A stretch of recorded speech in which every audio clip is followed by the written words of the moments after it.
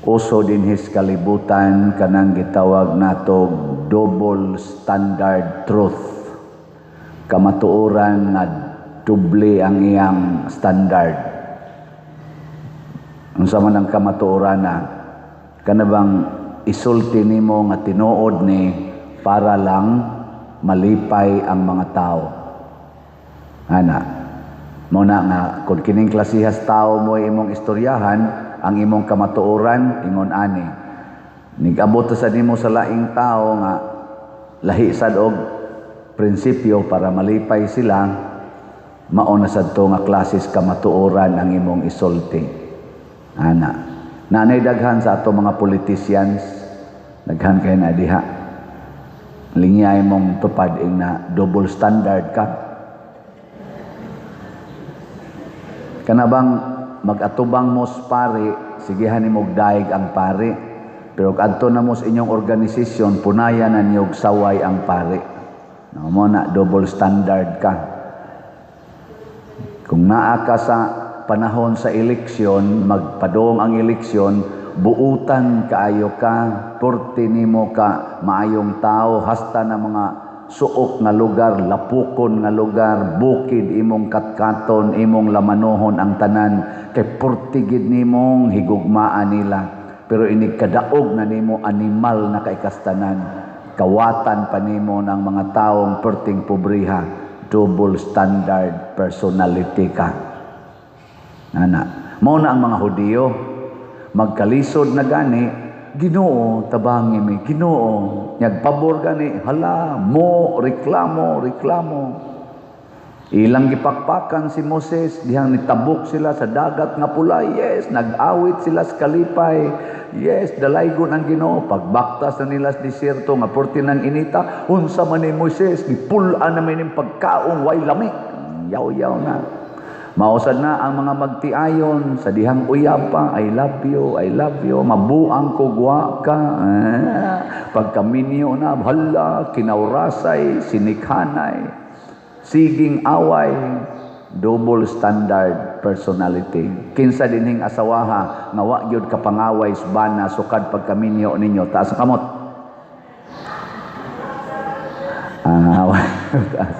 Sige, ato na lang ning usbon pagpangutana, kinsa dinhing asawaha nga kay daghan-daghan mo yung asawa ron na nambong, kinsa dinhing asawaha nga gikan karon din agid mo mangaway sa inyong bana, taas ang kamot.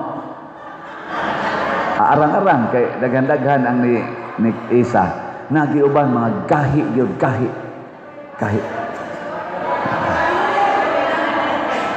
Sige, kamong mga biyuda.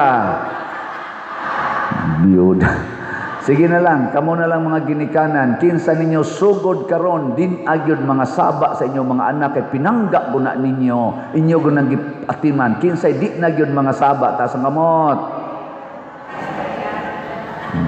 Arang-arang yabot og katunga.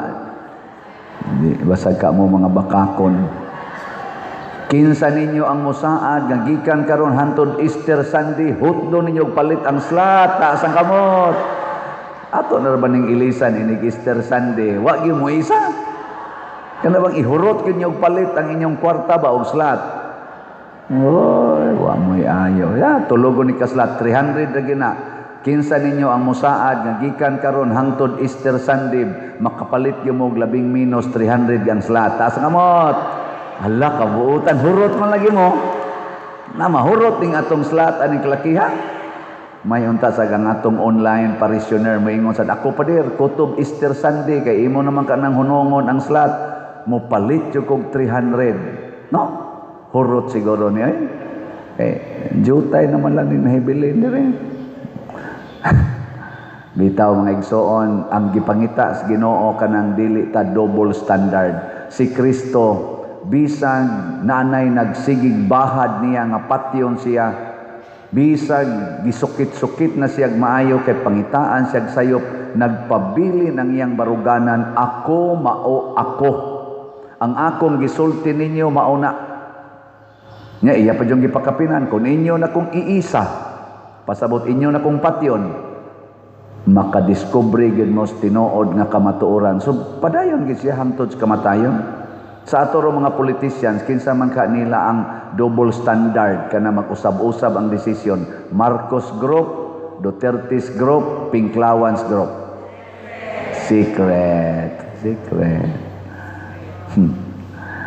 Ang depensa sa impeachment process karon diha sa Congress, ang tubag sa kanini ang defense lawyers ni BP Sara sa mga questions dito sa Committee on Justice, usas ilang mga tubag, ilang giingon ang Committee on Justice double standard ang ilang justice nga gi-apply between sa impeachment sa presidente ug ang impeachment sa vice presidente.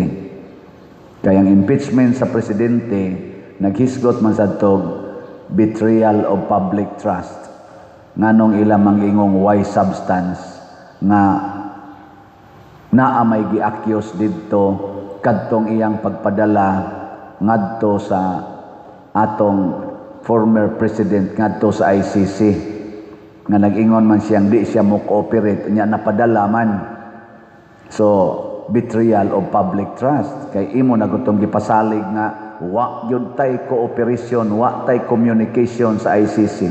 Murag mao man tingali na ang gibasihan usa sa ingon nga betrayal of public trust ba to?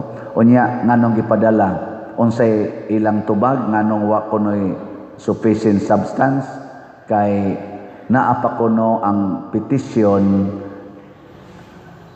sa maong kanaganing accusation naa pa kuno sa Korte Suprema, wala pa na desisyoning. So naay pending nga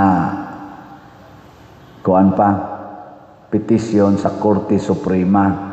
Mao na nga dili nimo maingon nga betrayal of public trust kuno to kay wa pa man kuno desisyon ang Korte Suprema.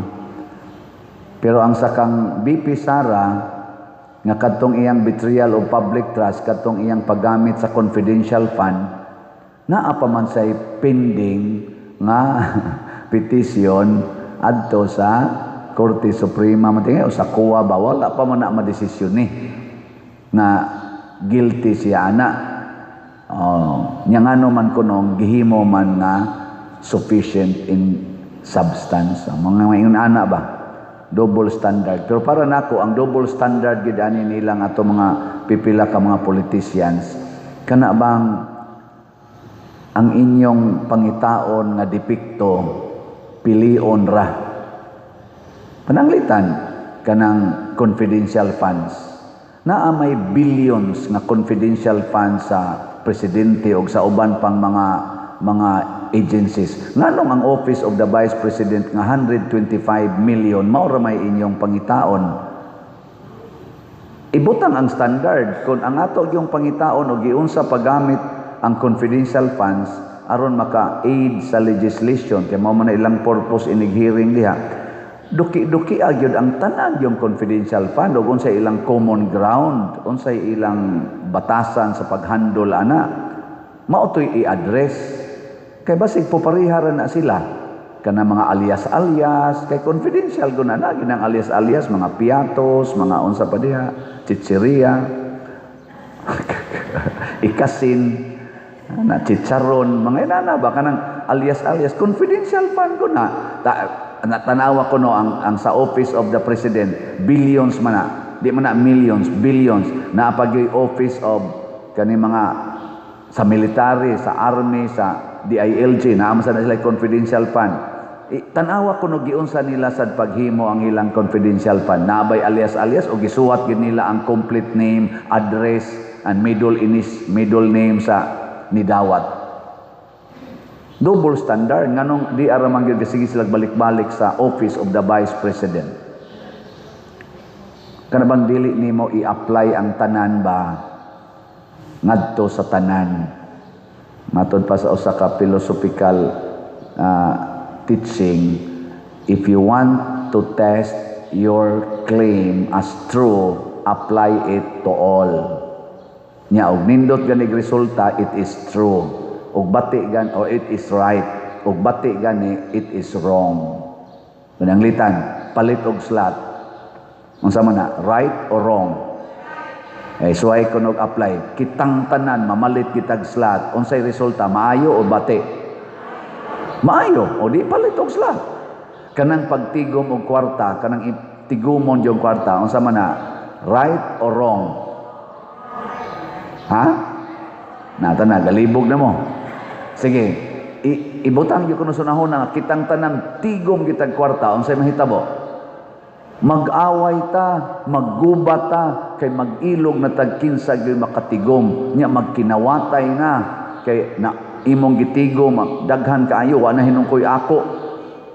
Ana, muna ingos Kristo, sell everything you have and give it to the poor. Unsa man na, right or wrong? Nga, inyo nang sundon, dili. Kusog kay maingon, right. O niya, ingon, sundon, dili. And then, pamoy ayo, hinaig tingog ba. Kanang maingon si Kristo, kung tamparoson imong pikas aping, ipatamparos ang pikas. Unsa man na, right or wrong?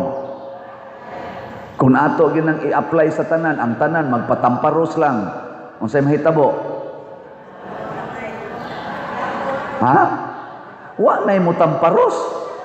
Kay ang tanan magpatamparos man. Kinsa pa may mo tamparos? O di mo banos ang kalinaw. O napaygingon si Kristo, pagpakamatay para sa imong isig katao. Lay you down your life for your friend. O sige, unsa mo na, right or wrong? Sige, i-apply ko nos tanan, kitang tanan magpakamatay kita para ng atong tupad. Wanay mo patay, di pareha karon nga purting pinatianay. Wanay mo patay. Nga naman, magpakamatay gid ko para nimo. Imo na nung mupatay na nung kunimo. Ako gani mo gusto nga imong patyon. Wanay mo patay. So sakto gyud ang gisulti ni Kristo. Ana. Ang pangutana, musunod ba mo ni Kristo? Nganong tulo naman lang kabuk ang nisulti. Maingon man sang uban. May lagang tanan pa diro nya ako ray patyon niya sila di mamatay, alkansi nako no, dili ka alkansi, nagsunod man ka sa right path, di jud ka alkansi. Matud pa sa atong tubag sa Salmo, unsa toy tubag nato sa Salmo? O Ginoo, pamatia ang akong pag-ampo ug ipaabot kanimo ang akong pangamuyo. Ang atong gibuhat moabot na ngadto sa Ginoo, og ang final grace and reward to agios Ginoo. Mao na sila Pedro Calungsod, Santiago Apostol, Lorenzo Ruiz og ang ubang mga santos, gisunod nila ang tanang pulong sa Ginoo ug nangamatay sila sa bati nga kamatayon dinis kalibutan, apan ang ilang reward kinabuhing way katapusan. Nilas na lang lingi sa imong tupad.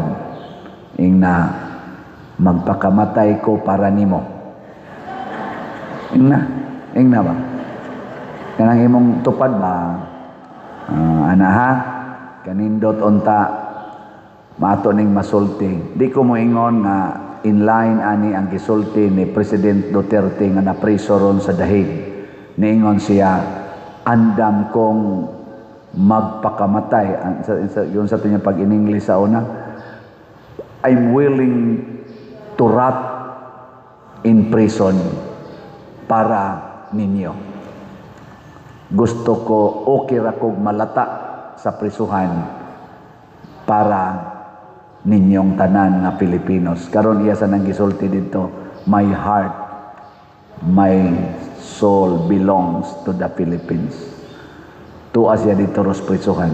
Unsa man, iyang gipamatud-an nga tinuod tong iyang gisulti, dili siya double standard o double standard siya. Secret, ayaw na lang mong tubag diha. Kamo na lang ana mao ikuan. Kamo na lay analyze, manindog ta.